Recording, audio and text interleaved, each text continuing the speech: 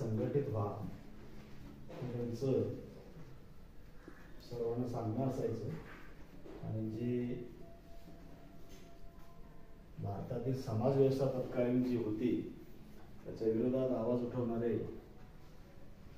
आणि त्याकरिता समानतेसाठी लढणारे लढवई आणि ज्यांच्या अधिपत्याखाली या आपल्या देशाची घटना लिहिली गेली अशी एक महान व्यक्तिमत्व आपल्या देशाला लाभलेलं आहे।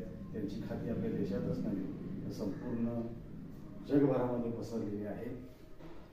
आणि खास करून धर्माच्या काही लोकांच्या वर्तणुकीमुळे त्यांना आणि त्यांच्या सोबत असणाऱ्या सर्व बांधवांना समाज परिवर्तन करण्याची वेळ आली आणि त्यांनी ती अगदी अभ्यासपूर्ण केली। त्याचं वाचन मी पूर्ण केलेलं आहे। म्हणून जाता शेवटची गोष्ट सांगतो की त्यांनी सर्व धर्मांचा अभ्यास केला, भारतामधील उपलब्ध सर्व धर्मांचा। एकूण 7 धर्म भारत देशामध्ये आहेत आणि त्यापैकी त्यांनी बौद्ध धर्म निवडला, जो समतेवर आधारित आहे आणि जो देवाचं स्वतंत्र अस्तित्व मानत नाही। ज्या धर्मामध्ये देव नाही परंतु मानवता भरपूर आहे आणि त्यांचे सगळे तत्कालीन वेळचे समर्थक एकत्ररित्या बौद्ध धर्मात सामील झाले। आज अख्ख्या जगाला त्याची गरज आहे, जेणेकरून धर्माधर्मातील तेढ, जाती जातीतील तेढ कमी होईल ही शिकवण त्यांनी त्यावेळी दिलेली आहे। आणि म्हणून मी त्यांचा फार मोठा फॅन आहे।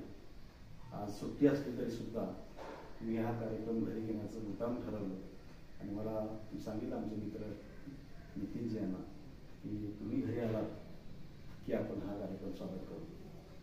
आणि पुन्हा एकदा महामानव डॉक्टर बाबासाहेब आंबेडकर यांना विनम्र अभिवादन करून आताचा हा कार्यक्रम आपण या ठिकाणी संपूया। मी विनंती करतो नितीनजींना की त्यांनी आंबेडकर साहेबांना फुलं वाहून आज त्यांची जयंती साजरी केली जाते।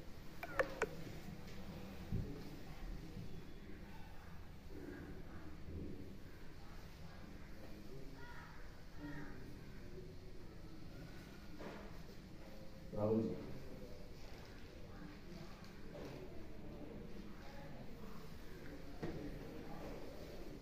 ठीक आहे।